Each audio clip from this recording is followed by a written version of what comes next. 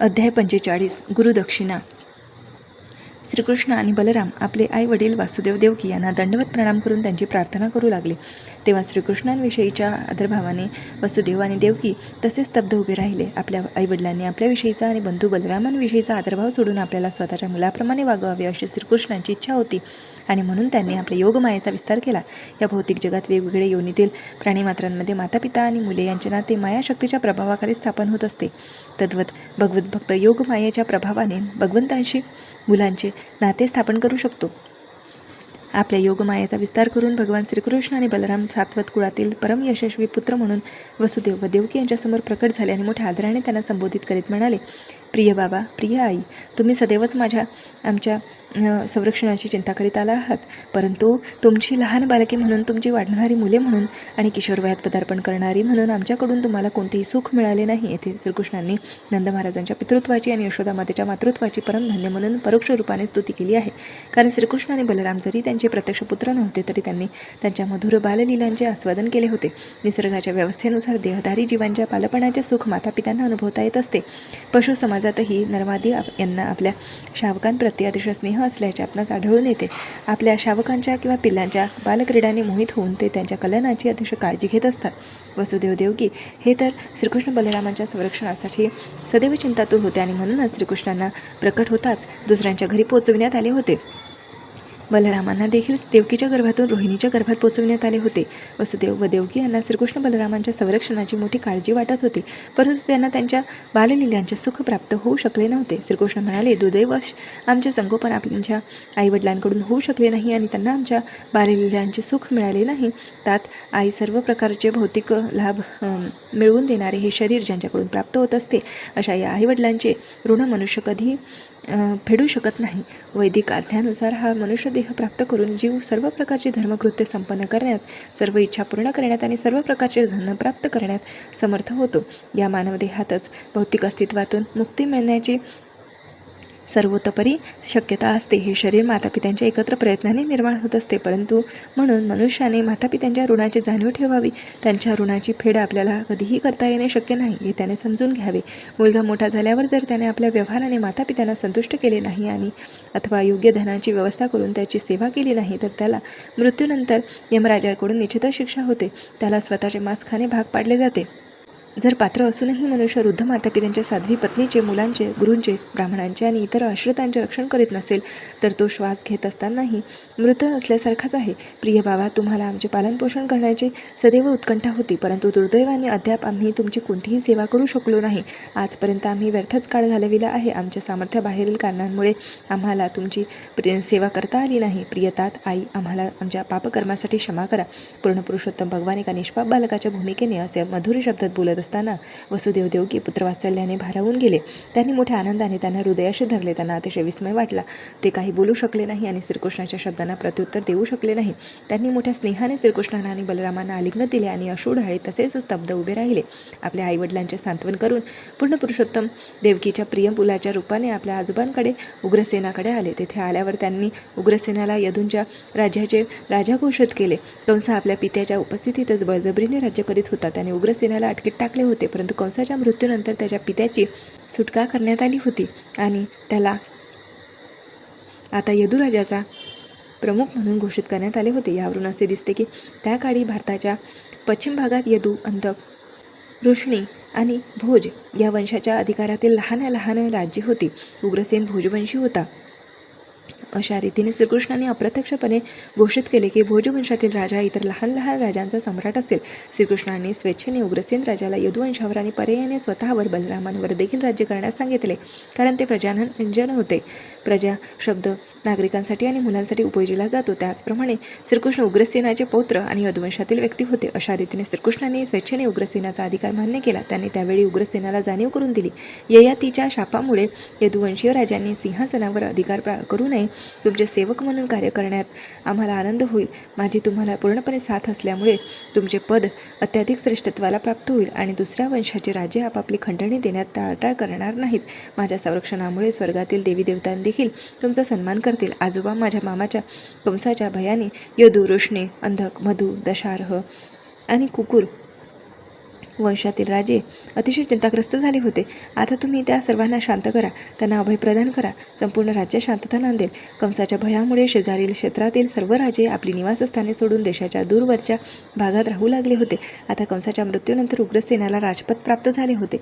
तेव्हा शेजारच्या सगळ्या राजांना सर्व प्रकारच्या भेटी आणि सुखसोयी प्रदान करण्यात आल्या. त्यानंतर ते आपापल्या निवासस्थानी परतले. अशा राजकीय व्यवस्थेमुळे श्रीकृष्ण बलरामांच्या सामर्थ्यशाली बाहूंनी संरक्षिलेल्या मथुरा नगरीत निवास करण्यात नागरिक प्रसन्न होते.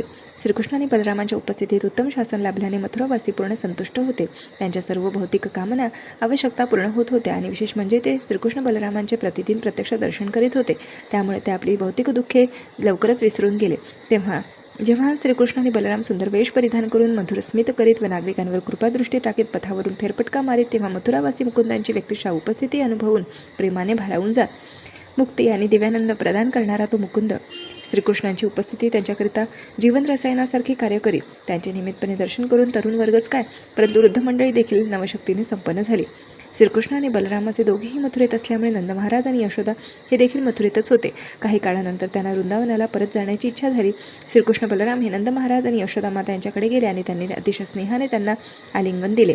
ते म्हणाले, प्रिय बाबा, आई, आमचा जन्म जरी तुमचे सहृदय वसुदेव आणि देवकी यांच्यापासून झाला असला तरी तुम्हीच आमच्या लहानपणापासून अगदी जन्मापासून आम्हाला मोठ्या प्रेमाने आणि स्नेहाने वाढविले आहे. म्हणून तुम्हीच आमचे खरे मातापिता आहात. तुम्ही जे प्रेम आम्हाला दिले ते अगदी वात्सल्यपूर्ण मातापित्याने आपल्या मुलांना दिलेल्या प्रेमापेक्षाही अधिक होते. वसुधा, तुम्हीच आमचे मातापिता आहात, कारण आम्ही यात अनाथासारखे होतो.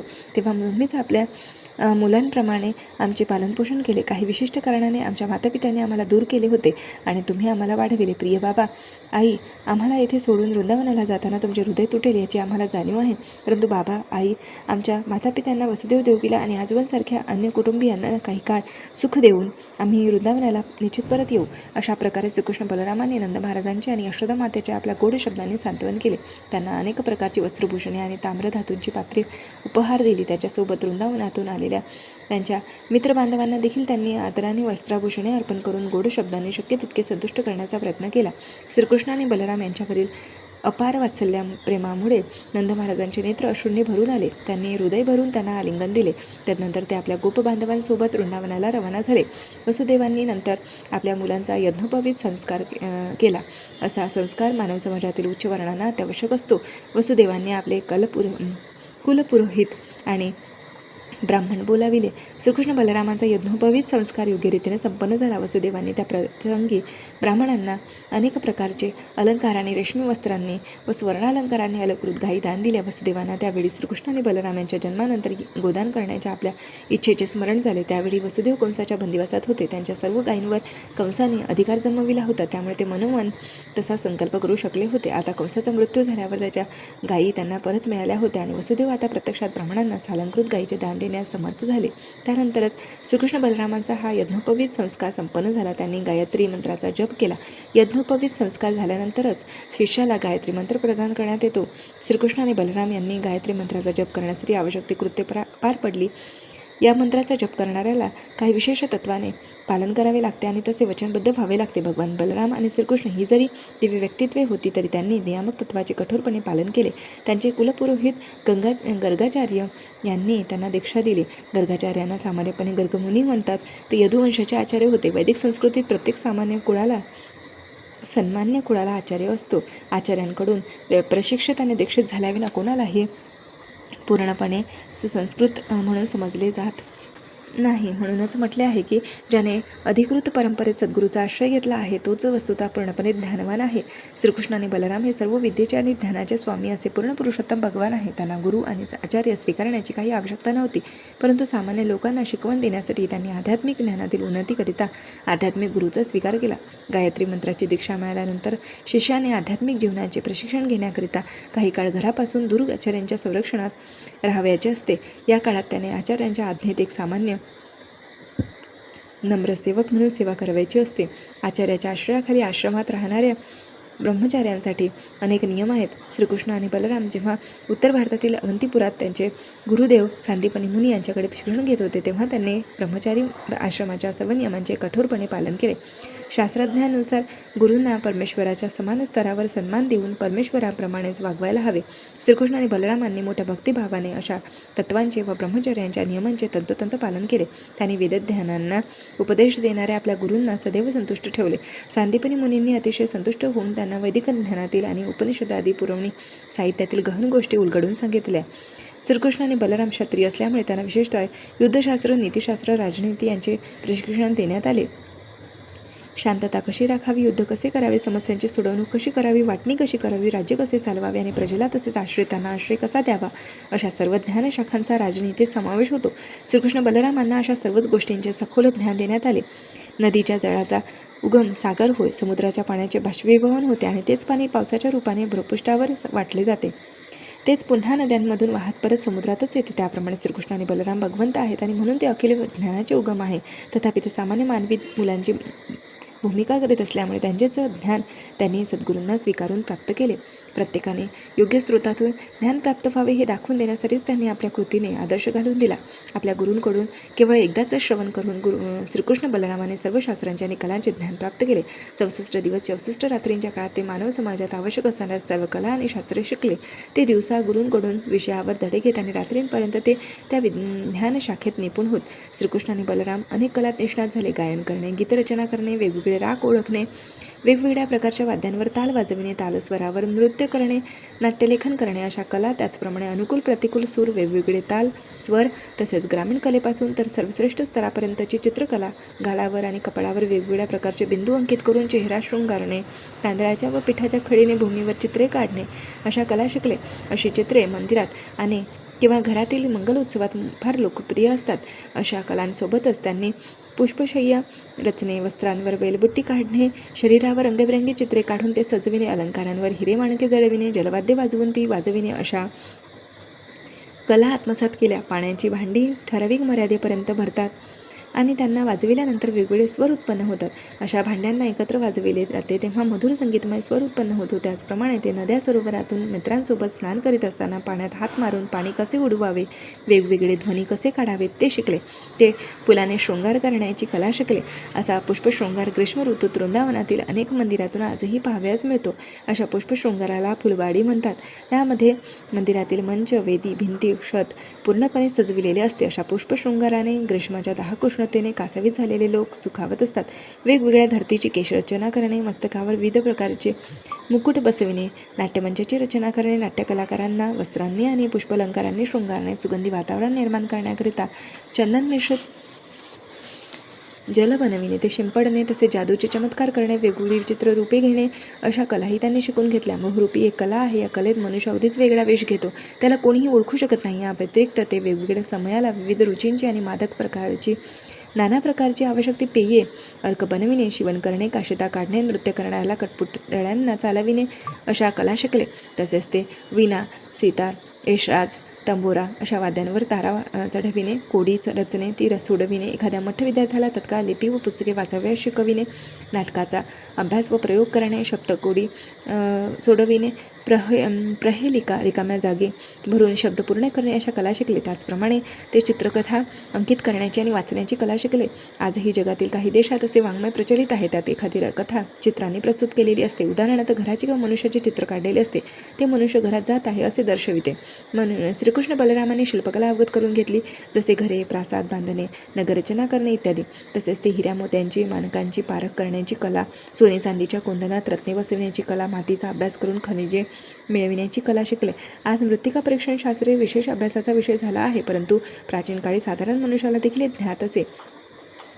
श्रीकृष्ण आणि बलराम त्याचप्रमाणे वेगवेगळ्या वनस्पती वेगवेगळ्या रोगांवर औषध म्हणून कशा प्रभावी ठरतील ते शोधून काढण्याची कला शिकले. तसेच त्यांनी वेगवेगळ्या फळझाडांच्या जातीचे परीक्षण करून त्यांची कलमे करून वेगवेगळी फळे कशी मिळवावीत याचे ज्ञान मिळवले. ते कोंबडे आणि येडके यांना झुंज खेळण्याचे प्रशिक्षण कसे द्यावे, त्यांच्या खेळातील झुंजी कशा लावाव्यात, त्याचप्रमाणे पोपटांना बोलाव्यास व प्रश्नांची उत्तरे द्याव्यास कसे शिकवावे हे देखील शिकले.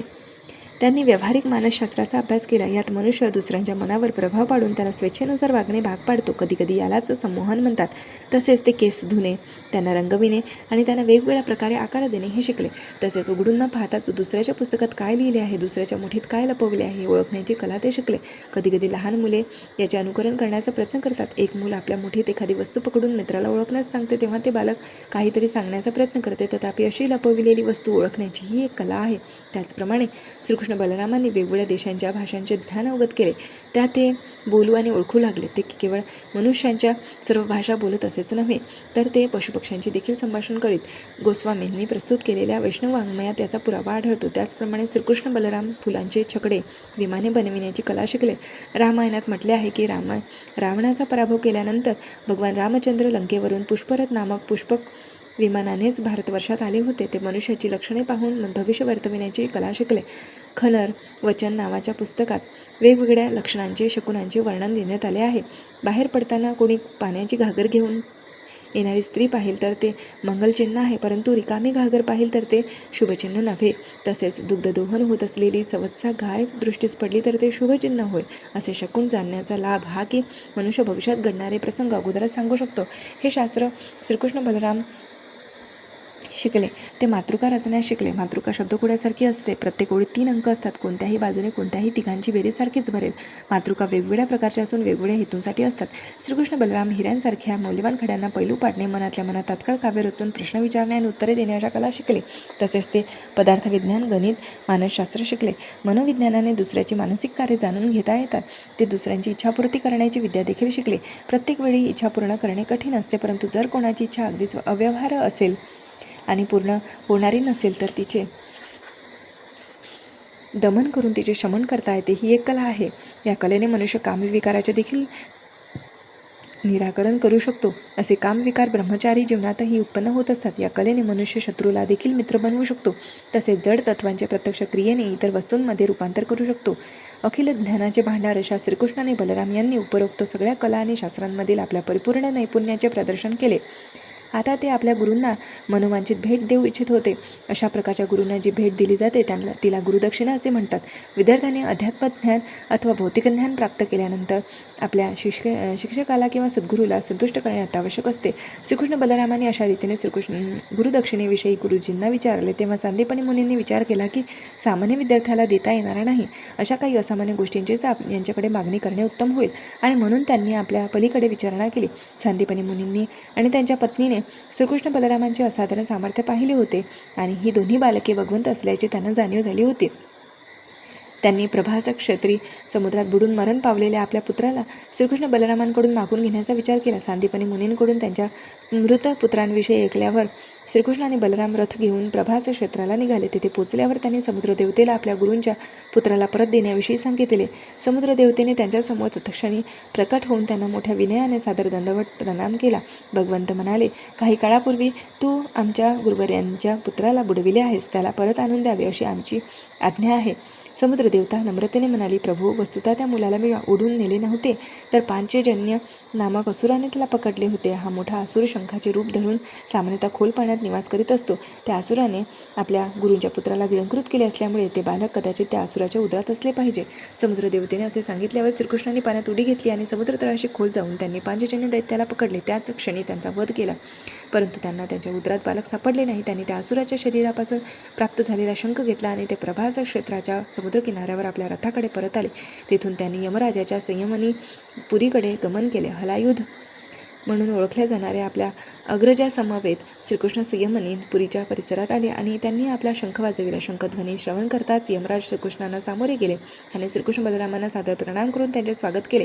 ते कोण होते याची यमराजांना जाणीव होती. त्याने तत्काळ त्यांची नम्रतेने सेवा केली. श्रीकृष्ण एका सामान्य मानवाप्रमाणे भूलोकात अवतीर्ण झाले होते, परंतु श्रीकृष्ण आणि बलराम हे प्रत्येक प्राणीमात्रांच्या हृदयात निवास करणारे परमात्मा आहे. स्वयं विष्णू असणारे ते सामान्य मानवांच्या पालकांची भूमिका करीत होते.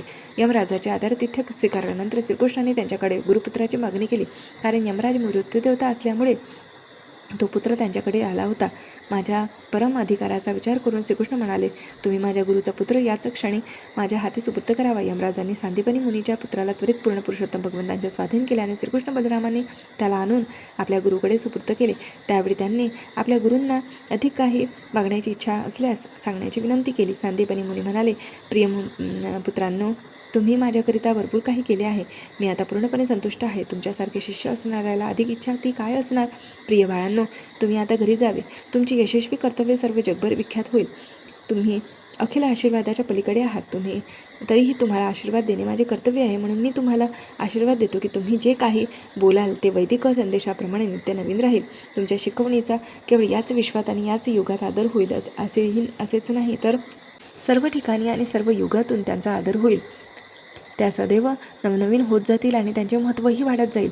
सांदीपनीच्या आशीर्वादामुळे भगवान श्रीकृष्णांनी सांगितलेली भगवद्गीता सदैव अधिकाधिक नवीन आहे आणि याच विश्वात विख्यात आहे. असेच नव्हे तर ती दुसऱ्या ग्रहलोकांवर आणि दुसऱ्या ब्रह्मांडातूनही विख्यात आहे. आपल्या गुरूंची आज्ञा घेऊन श्रीकृष्ण आणि बलराम रथातून मथुरा नगरीत परतले. त्यांनी मेघगर्जनेसारखा ध्वनी करीत वायुवेगाने प्रवास केला. मथुरावासी दीर्घकाळापासून श्रीकृष्ण बलरामांच्या दर्शनापासून वंचित होते. आता पुन्हा त्यांचे दर्शन करून ते अतिशय संतुष्ट झाले. हरवलेले धन पुन्हा मिळावे त्याप्रमाणे ते अतिशय आनंदी झाले. अशा रीतीने कृष्ण पूर्ण पुरुषोत्तम भगवान या ग्रंथातील गुरुदक्षिणा नामक अध्यायावरील भक्तिवेदांत भाष्य संपन्न.